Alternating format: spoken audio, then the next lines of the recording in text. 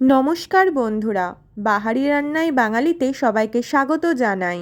আজকে আবারও একটি নতুন রেসিপি নিয়ে চলে এসেছি। আজকের রেসিপি লাউ চিংড়ি। এই লাউ চিংড়ি বেশিরভাগ বাঙালির কাছেই খুব প্রিয় একটি পদ। একদম হোটেলের স্টাইলে এই রেসিপিটি যদি খুব সাধারণভাবে বাড়িতেই বানিয়ে নেওয়া যায় তাহলে তো আর কথাই নেই। চলুন তাহলে রেসিপিটি দেখে নেওয়া যাক। লাউ চিংড়ি বানানোর জন্য আমি এখানে একটা গোটা লাউ নিয়েছি। তারপর লাউয়ের খোসা ছাড়িয়ে নিয়ে এরকম ডুমো ডুমো করে কেটে পরিষ্কার জলে 2-3 বার ধুয়ে রেখেছি। লাউ চিংড়িতে চিংড়ি থাকবে না তা তো হয় না। আমি এখানে 100 গ্রাম মতো চিংড়ি নিয়েছি। চিংড়িটার প্রথমে মাথা ছাড়িয়ে নিয়ে ভেতরে কালো সুতোর মতো যে অংশটা থাকে ওটা টেনে বের করে পরিষ্কার জলে ধুয়ে নিয়ে সামান্য পরিমাণ লবণ আর অল্প পরিমাণ হলুদ গুঁড়ো দিয়ে চিংড়িগুলোকে নুন হলুদে ভালোভাবে মাখিয়ে নেব। যারা চিংড়ি খেতে ভালোবাসেন তারা চিংড়ির পরিমাণটা একটু বেশি রাখতেও পারেন। যেহেতু চিংড়িগুলোকে আমি প্রথমে ভেজে নেব তার জন্য কড়াইয়ে 6 টেবিল চামচ সর্ষের তেল দিয়ে তেলটা ভালো মতো গরম হয়ে এলে চিংড়িগুলোকে একে একে তেলের মধ্যে ছেড়ে দিলাম।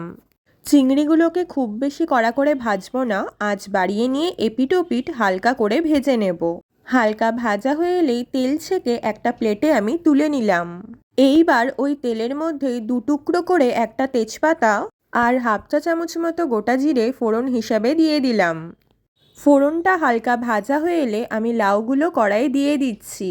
এরপর আমি একে একে গুঁড়ো মশলাগুলো দিয়ে দেব। প্রথমেই স্বাদ মতো লবণ, হাফ চা চামচ মতো একটু জিরে গুঁড়ো, হাফ চা চামচ ধনে গুঁড়ো, হাফ চা চামচ লাল লঙ্কার গুঁড়ো আর হাফ চা চামচের থেকেও একটু কম পরিমাণ হলুদ গুঁড়ো দিয়ে বেশ ভালো মতো নাড়িয়ে নিয়ে লাউয়ের সাথে মশলাগুলোকে মিশিয়ে ঢাকা দিয়ে আঁচ কমিয়ে 15 থেকে 20 মিনিটের জন্য হতে দেব। ঢাকা খোলার পর দেখলাম লাউটা হালকা মজে এসেছে, তবে এখনও আর একটু হবে আর বেশ কিছু পরিমাণ জলও বেরিয়েছে। লাউটাকে আমি আরও একটু মজিয়ে নেব, নয়তো খেতে ভালো লাগবে না। তার জন্য একটু নাড়িয়ে নিয়ে আরও একবার ঢাকা দিয়ে আঁচ কমিয়ে 10 মিনিটের জন্য রেখে দিলাম। ঢাকা খুলে দেখলাম এবার লাউটা ভালো মতো মজে এসেছে। নুন মিষ্টিটা আমার একটু কম মনে হচ্ছে, তার জন্য আমি অল্প পরিমাণ একটু চিনি আর ব্যালেন্সের জন্য সামান্য পরিমাণ লবণ দিয়ে দিলাম। লবণ আর চিনির পরিমাণ আপনারা অবশ্যই নিজেদের স্বাদ মতো দেবেন। এবার আমি এটাকে ভালো মতো নাড়িয়ে নেব যাতে লবণ আর চিনিটা সব জায়গায় ভালোভাবে মেশে, জলটা যাতে টেনে আসে।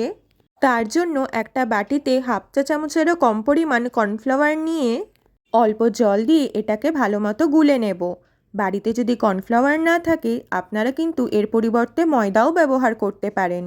এবার কর্নফ্লাওয়ার গোলা জলটা আমি দিয়ে দিচ্ছি। এটা কিন্তু জলটাকে টেনে আনতে সাহায্য করবে। তারপর ভালোভাবে এটাকে একটু নাড়িয়ে নেব। রান্নাও প্রায় শেষের দিকে। এবার আমি ভাজা চিংড়িগুলো এর মধ্যে দিয়ে দিচ্ছি।